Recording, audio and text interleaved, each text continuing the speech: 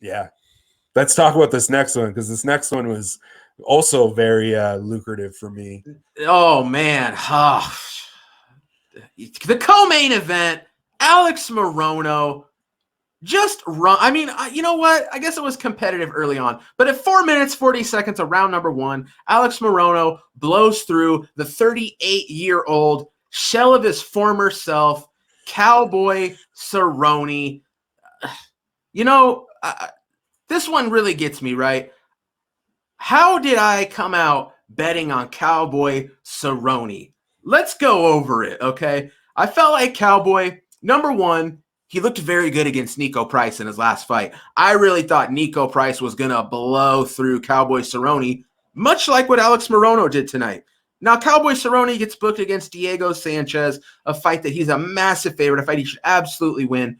We can't even go there tonight, Al. I got so much to say about Diego Sanchez and Joshua Fabian. Okay, we can't even open that can of worms. Nonetheless, Diego gets cut. They bring in Alex Morono on a week's notice. Now, we've seen a trend in the UFC, man. Guys taking fights on a week, less than a week's notice. It's not been good. They have not been winning. Cowboy had a full training camp. He had an opponent picked. He knew he was fighting tonight. Alex Morono a week ago did not. You know, I got to shout out my man Bryce Cunningham, who left a comment on my channel in the last day or two. He goes, man, Alex Morono, round one prop, plus 800. What do you think? I go, well, if you're taking Morono, that's the move, right? If Morono's going to win this fight, he's going to come in here like an absolute madman, an absolute savage, and go berserker mode like he does, and he's going to take Cowboy out round one. Because if he doesn't, I do see Cowboy, the notoriously slow starter, eventually finding his groove, finding his distance, finding his timing, and probably taking over as the fight goes on. Sure enough, Morono comes in, goes berserker mode, hits Cowboy early, hits Cowboy often, hurts him, puts him up against the cage. Cowboy shells up like Cowboy does. The fight gets waved off 20 seconds. The big plus 800 prop cashes. But I was on the Cowboy side. And, man, I mean, don't get me wrong, right? Hindsight's 2020. I was expecting a much better Cowboy than what we got tonight. Props to the Morono backers. Another underdog comes through. That had to be my worst bet of the night by a long shot.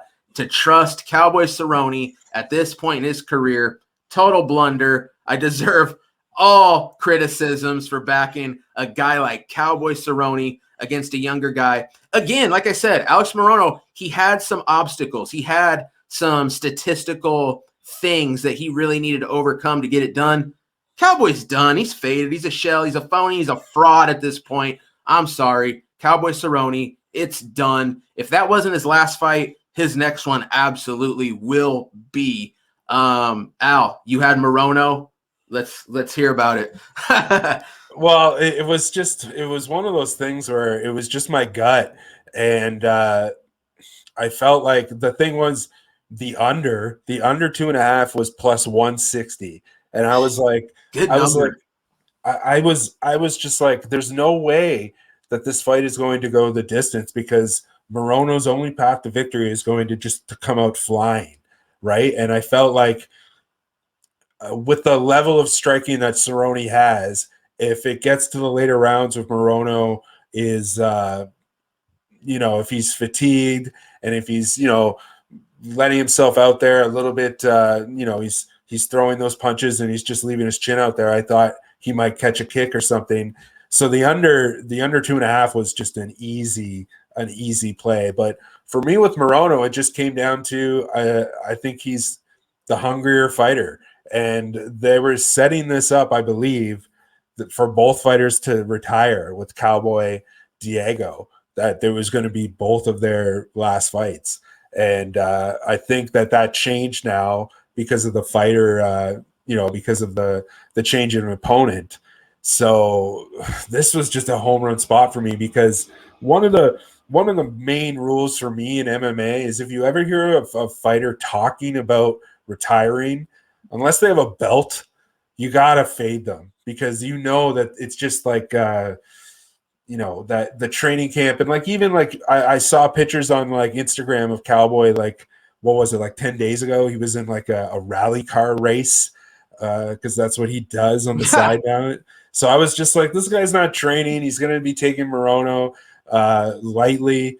For Morono, he lost a pretty decent fight against Pettis, where like Pettis, Pettis won, but I mean Morono showed that he can hang with a guy like Anthony Pettis, and it was Morono just came out guns blazing, and Cowboy was really smart by grappling him and to counter his, to kind of slow him down and not to get into those exchanges with him. I thought that was like a super savvy veteran move by him off the top. But then there was this one point in the fight where Morono just threw him to the ground, and you could tell Morono was just like, I can outpower this guy. And then from that moment on, God bless Alex Morono. He has like limited skill on the ground, but he let him get up, and you saw Morono start to gain confidence. And to be honest, I don't know why he was the underdog. I understand the late